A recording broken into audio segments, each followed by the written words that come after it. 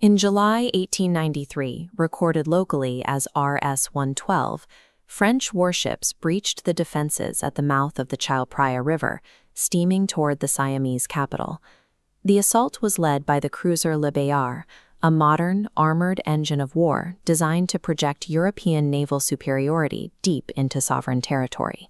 As the French fleet bypassed the outer defenses, the Siamese river forts opened fire.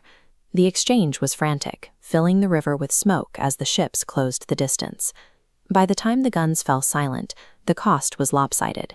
8 Siamese defenders and 3 French sailors lay dead.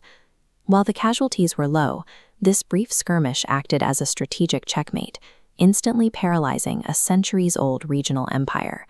With gunboats anchored within range of the royal palace, the French dictated the terms of a treaty signed on October 3rd. This map shows French Indochina absorbing the left bank of the Mekong River. As French power consolidated in the east and the British expanded from the west, Siam contracted into a narrow corridor between two superpowers. This sudden fragility was a reversal of Siam's historical status as a dominant power that had once controlled the region's trade and political landscape. The 1893 breach at Pak Nam was the final step in a 400-year disruption of Siam's regional defense. To understand the sheer scale of that disruption, we have to look back at Siam's baseline wealth long before the arrival of the Europeans. This map traces the yellow trade lines connecting both coasts across the Thai peninsula. Siam derived power by controlling these trans-peninsular overland routes.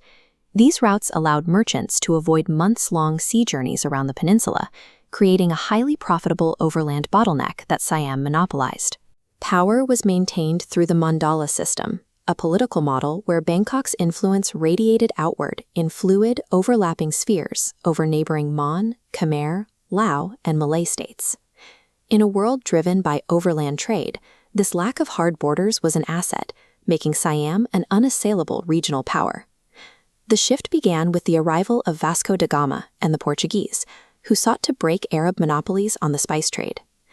This chart tracks the blue oceanic trade routes that bypassed the Southeast Asian landmass entirely, moving global wealth away from Siam's overland routes and onto the open sea. The fall of Malacca to the Portuguese in 1511 proved that control of the coastlines now dictated regional trade. This economic shift was secured by a rapid acceleration in military technology that favored maritime powers. This diagram compares the older matchlock mechanism, which used a burning wick, to the advanced European wheel lock mechanism, which generated sparks using a spring-loaded steel wheel. The wheel lock's reliability in tropical climates gave Europeans a mechanical advantage that turned merchants into colonial landlords. Look at these color-coded territories of British Malaya. They show the steady northward creep of British control into Siam's southern Malay buffer states. Siam's overland monopoly was bypassed by ships, and their traditional buffer states were erased by superior firearms. By 1893, these changes culminated in the French gunboats anchored at Pak Nam. The standoff was a violent collision of incompatible ideologies regarding land ownership and governance. Siam's fluid mandala system of shared influence could not occupy the same space as the rigid European nation-state model, which demanded absolute sovereignty. The French used cartography as a weapon, drawing arbitrary lines to legally justify the annexation of the Mekong territories. The guns at Pak Nam were the enforcement mechanism for this new, rigid geographical reality that Siam was structurally incapable of fighting. To survive the colonial era without being conquered, the Siamese state realized it had to abandon its ancient political identity. Following the 1893 treaty, Bangkok centralized power, modernized the military, and urgently mapped its own hard borders.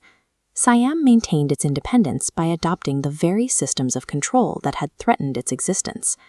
This Thai text translates to, "The past is important because it explains, in the present, who we are." The cartography of modern Thailand was hardened under the gun barrels of the 1893 Pak Nam crisis.